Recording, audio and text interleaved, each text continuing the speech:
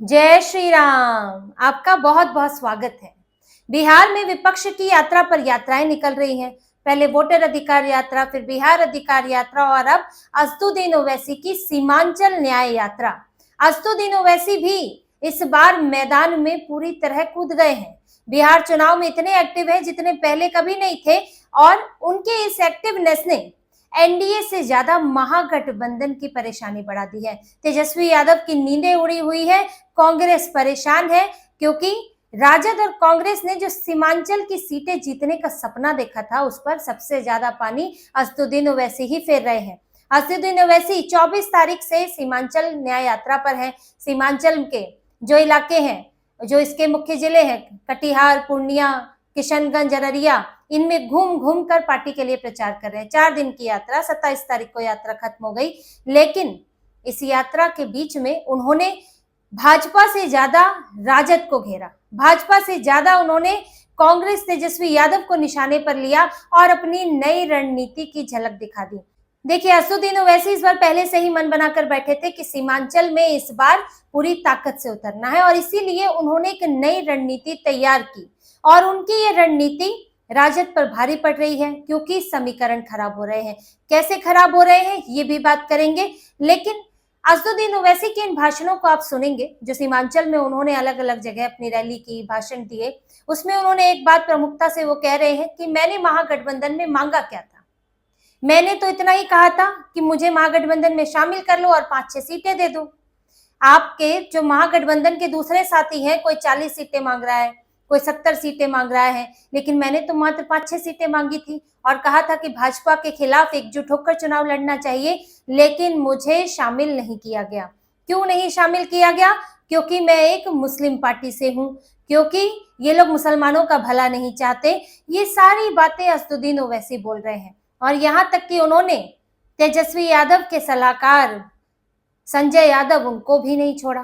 संजय यादव को लेकर पहले तो लालू परिवार में ही झगड़ा चल रहा है, बहन रोहिणी आचार्य नाराज है, चली गई है सिंगापुर। तेज प्रताप यादव वैसे ही खुश नहीं है और मीसा भारती भी इस वक्त अलग थलग दिख रही है क्योंकि संजय यादव को लेकर एक बड़ी परेशानी है। अब संजय यादव आते हैं हरियाणा से, लेकिन यहाँ से बिहार से उन्हें सांसद बनाया गया, राज्यसभा सांसद। अब असदुद्दीन ओवैसी ने वही कहा कि मुझे लेकर बोला जाता है कि बाहरी हूँ, हैदराबाद से आया हूँ, लेकिन यहाँ तो हरियाणा से आकर नेता राज्यसभा के सांसद बन रहे हैं बिहार में, तो आप मेरी क्या बात करते हैं? मेरे तो कम से कम विधायक यहाँ बिहार के ही होते हैं और बिहार से ही जीतते हैं। तो असदुद्दीन ओवैसी ने परिवार में जो झगड़ा चल रहा है उसको लेकर सीधे सीधे तंज कस दिया। अब असदुद्दीन ओवैसी ये जानते हैं कि उनका कंपटीशन सीमांचल में, जहां पर कई इलाके मुस्लिम बहुल है, और वहीं असदुद्दीन ओवैसी एआईएमआईएम के लिए कोई मौका बनता है, तो वहां पर कंपटीशन बीजेपी से नहीं है, जदयू से नहीं है, वहां पर राजद और कांग्रेस से है। यही बात राजद और कांग्रेस भी जानते हैं। अभी इनके आपस में ही झगड़ा चल रहा है, सीमांचल की सीटें कौन लेगा। लगता है मिलजुल कर लड़ेंगे तो प्रदर्शन अच्छा होगा, ज्यादा सीटें मिलेंगी, लेकिन इसमें खलल डाल रहे हैं असदुद्दीन ओवैसी। अब उनका पिछला परफॉर्मेंस हम देखें तो उन्होंने पिछली बार किस तरह से इनको चोट पहुंचाई है। देखिए, असदुद्दीन ओवैसी की बात सिर्फ ये नहीं है कि वो कितनी सीटों पर लड़ते हैं और कितनी जीतते हैं, बात है कि वो प्रभाव कितनी पर डालते हैं। पिछली बार सीमांचल में उन्होंने 19 सीटों पर चुनाव लड़ा था, 5 सीटें जीते थे।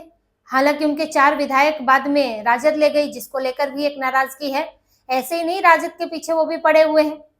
दूसरी बात, राजद ने जो चुनाव लड़ा, राजद और महागठबंधन ने चुनाव लड़ा, इन्होंने सभी 24 सीटों पर चुनाव लड़ा, लेकिन हाथ आई 8 सीटें। राजद का परफॉर्मेंस बहुत खराब, 14 पर लड़ी, 1 सीट मिली। कांग्रेस फिर भी बेहतर, 8 पर लड़ी, 5 सीटें मिली, और जो लेफ्ट पार्टियां थी 2 पर लड़ी तो 2 सीटें मिली।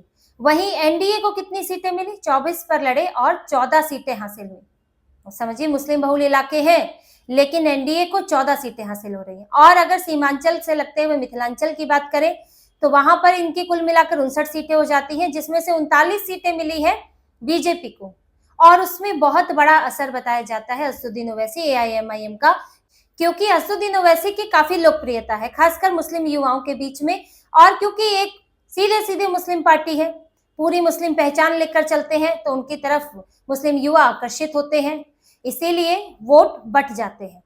देखिए, जिन पर जीत रहे हैं वो एक अलग बात है, लेकिन दूसरी सीटों पर वो वोट काट देते हैं। अब मिथिलांचल में भी कई इलाकों में मुस्लिमों की आबादी है, 10-15% आबादी है। अब उसमें से कुछ अगर बट जाती है तो उसका फायदा सीधे सीधे एनडीए को चला जाता है।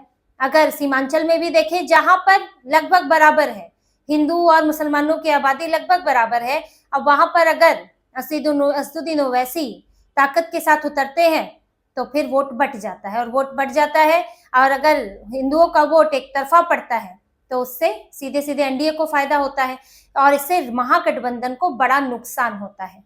तो इसीलिए चिंता में है तेजस्वी यादव, और बार बार अब वो देखिए कैंपेन शुरू करेंगे तो ओवैसी को बी टीम बोलेंगे, हमेशा से बोलते आए हैं और इस बार भी बोलेंगे। तो उनको एक खारिज करने की कोशिश करेंगे कि वो बस वोट काटने के लिए है और भाजपा को फायदा पहुंचाने के लिए है।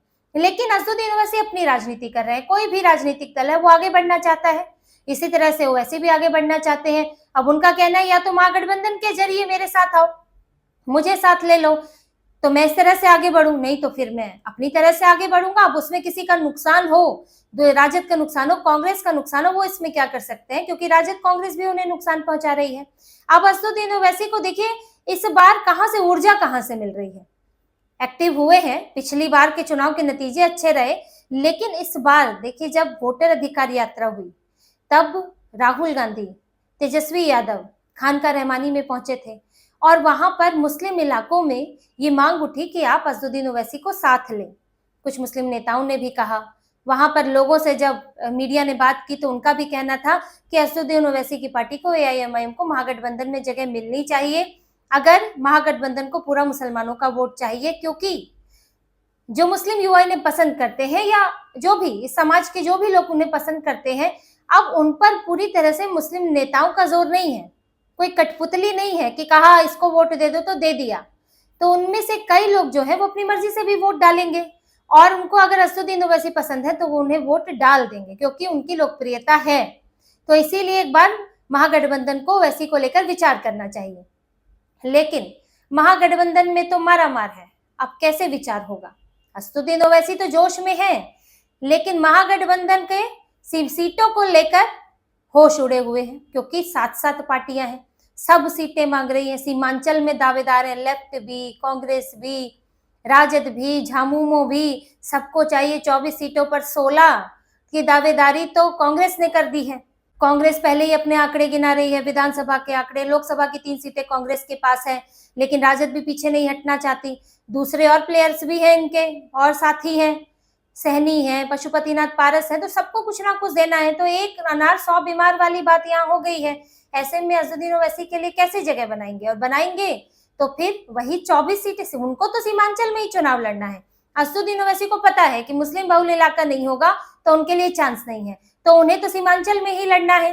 तो अब वो कोई और सीट लेके क्या करेंगे, और सीमांचल किस किस को देंगे, किस किस को इतनी सीटें देंगे, तो यही समस्या है। दूसरा, अब ये कहते हैं सांप्रदायिक छवि है, सांप्रदायिक छवि है, हालांकि उनके विधायक ले लिए वो सांप्रदायिक नहीं लगे, लेकिन कहीं ना कहीं ये डर लगता है कितनी कट्टर छवि वाले हैं असदुद्दीन ओवैसी। उनके भाई अकबरुद्दीन ओवैसी के जो बयान है वो किस तरह के सांप्रदायिक बयान देते हैं। अगर गठबंधन कर लिया जाए तो फिर पूरा का पूरा ठप्पा लग जाएगा, और जो ये अभी छुप छुपा कर इनका रहता है, आड़ में करते हैं तुष्टीकरण, तो वो खुल जाएगा साफ तौर पर, और तमगा लग जाएगा, जिसका असर दूसरे इनके हिंदू समुदाय पर पड़ेगा, उसके वोट आधार पर पड़ेगा।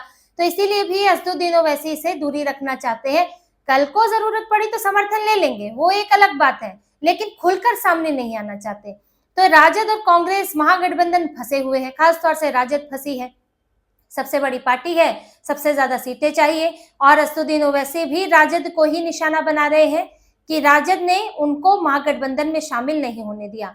अब वो इसी नैरेटिव पर चल रहे हैं, पूरा परसेप्शन उन्होंने यही बनाया है कि मैं तो मुसलमानों के हक के लिए, उनकी लड़ाई लड़ने के लिए महागठबंधन का हिस्सा बनना चाहता हूँ, त्याग भी कर रहा हूँ, ज्यादा सीटें नहीं मांग रहा हूँ, उस पर भी नेगोशिएशन कर सकता हूँ, लेकिन यही लोग स्वीकार नहीं कर रहे हैं।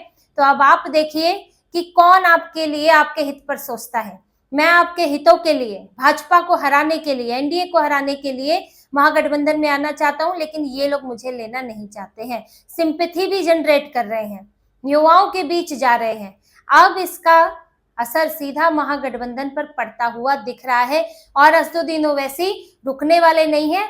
उन्होंने इतनी जल्दी ये सीमांचल न्याय यात्रा शुरू की है, तो समझिए कि जब चुनाव प्रचार फुल फ्लैश शुरू होगा तो ओवैसी तो बिहार में ही आकर बैठ जाएंगे। फिर उनके भाई भी आएंगे, अकबरुद्दीन ओवैसी, और एआईएमआईएम के दूसरे नेता भी आएंगे जो अपने ऐसे तीखे बयानों के लिए जाने जाते हैं। तो ऐसे में सीमांचल की लड़ाई विपक्ष और सत्ता पक्ष की नहीं है। सीमांचल की लड़ाई पहले तो आपस में विपक्ष की ही है। जदयू और एनडीए तो अपने वोट बेस पर लड़ रहे हैं, लेकिन यहाँ पर विपक्ष ही आपस में लड़ रहा है। और इसके नतीजे क्या होंगे? असदुद्दीन ओवैसी क्या पिछली बार की तरह कुछ कर पाएंगे, या राजद जो है इस बार उनके प्रभाव को कुछ कम कर पाएगी? अब ये तो नतीजे बताएंगे, लेकिन जो अनुमान लग रहा है उसके हिसाब से आपस में ही इन्हें बड़ा नुकसान होने वाला है। तो इसी तरह की और खबरें और विश्लेषण आपके लिए लाते रहेंगे। हमसे जुड़े रहिए, सब्सक्राइब कीजिए, कमेंट कीजिए। बहुत बहुत धन्यवाद। जय श्री राम।